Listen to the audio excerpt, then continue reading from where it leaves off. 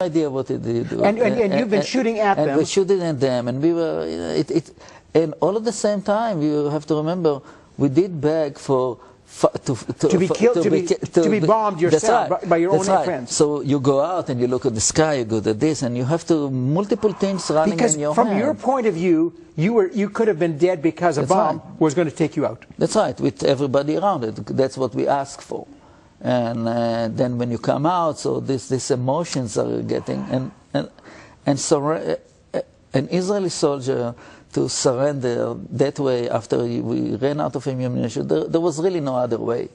And you come out and they don't kill you, or they try, and there is this Egyptian old man that sort of saved us at that time. And we have no idea why, and we sort of of course, you don't ask any question because you really enjoy the moment. It's too good a moment so, yeah, so when you come back, everybody says, what happened when you came out? And automatically you said, yeah, we tried to raise your hand, and you take it down, you raise, and this.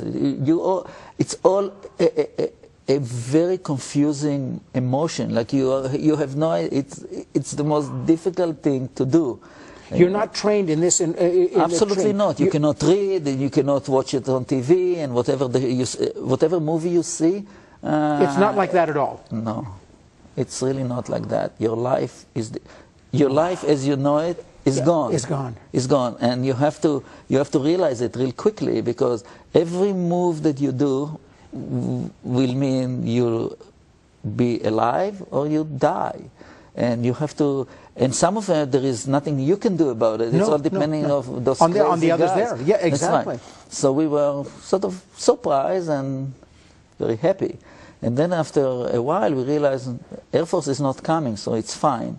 And the Egyptian stripped us, because that's the way to do it, I guess. When you get a POW, you have to humiliate him. Never mind, because it's... that's interesting, because when you look at things, that often is a part of the process, isn't it? You humiliate the enemy. That's right, the enemy, exactly. And in this case, I'm the enemy, so my enemy humiliate me, and they feel good about it, and some kind of... And they leave you in your underwear. Well, less, I would say. Underwear was nice, but no. No, so they weren't even that nice. No, they ripped everything apart. Like they take everything, like whatever you have, and they lined us up and they tie us.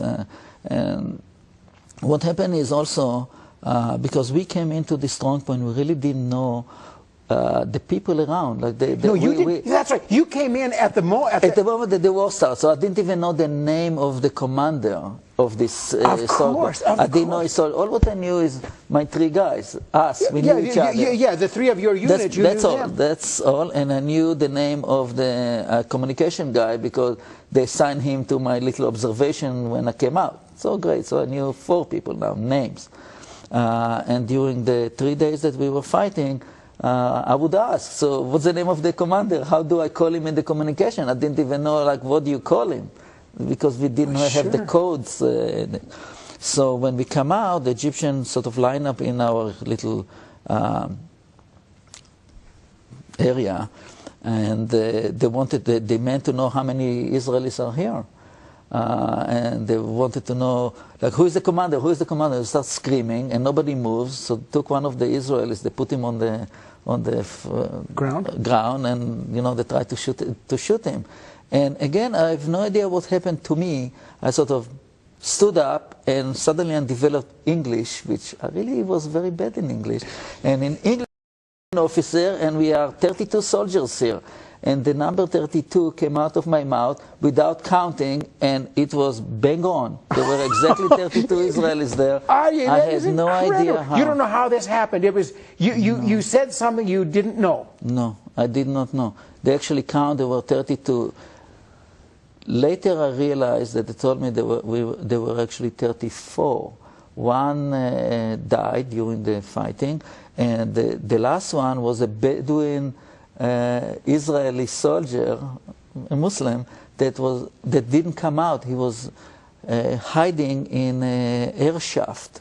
So when the Egyptian took us all out, he stayed behind.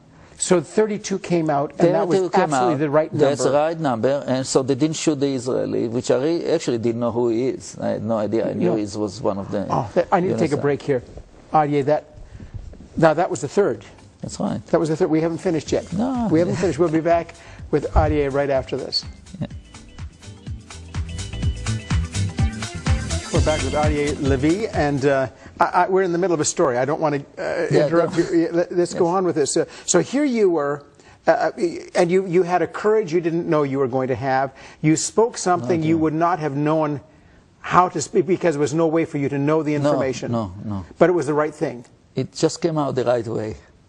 And now, for me, it was also very personal because my two, I was a sergeant, and my two friends were officers. They were, one was in reserve, the other one was my direct officer. And we were physically also very good friends.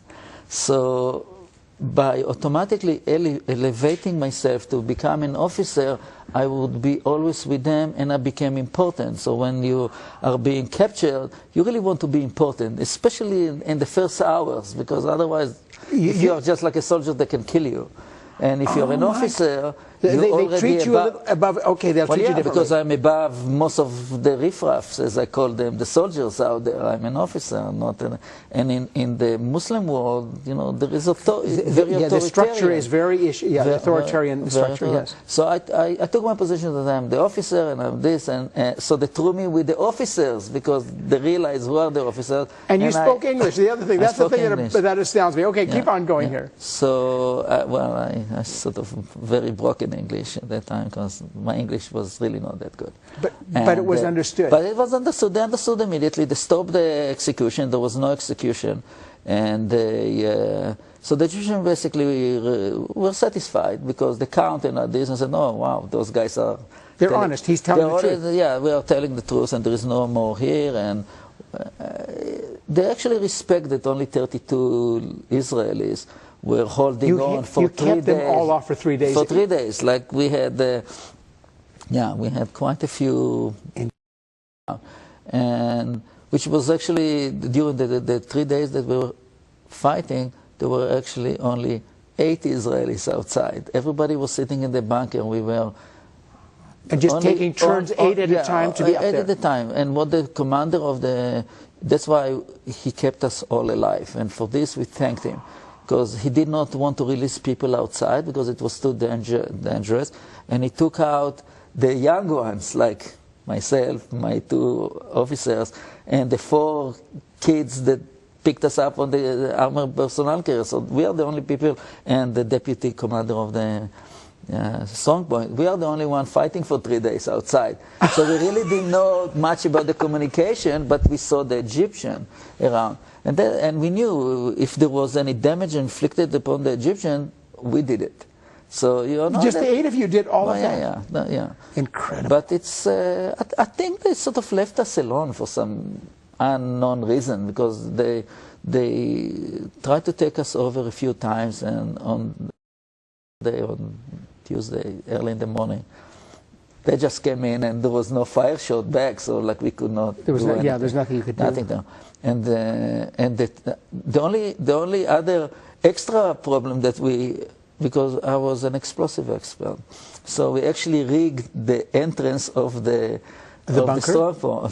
With all our explosive was there.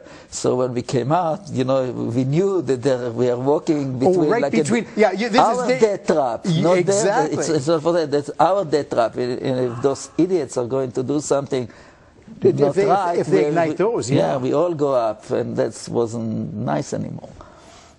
So the thing is, the Egyptians, what they do is they basically, for humiliation and just show how strong they are, they took us into a couple of trucks, and they drove us around their troops to show us around, and that's just to show the captive. Sure, they had to show their trophies. You were their trophies. That's right, and that's probably a very difficult situation because it's total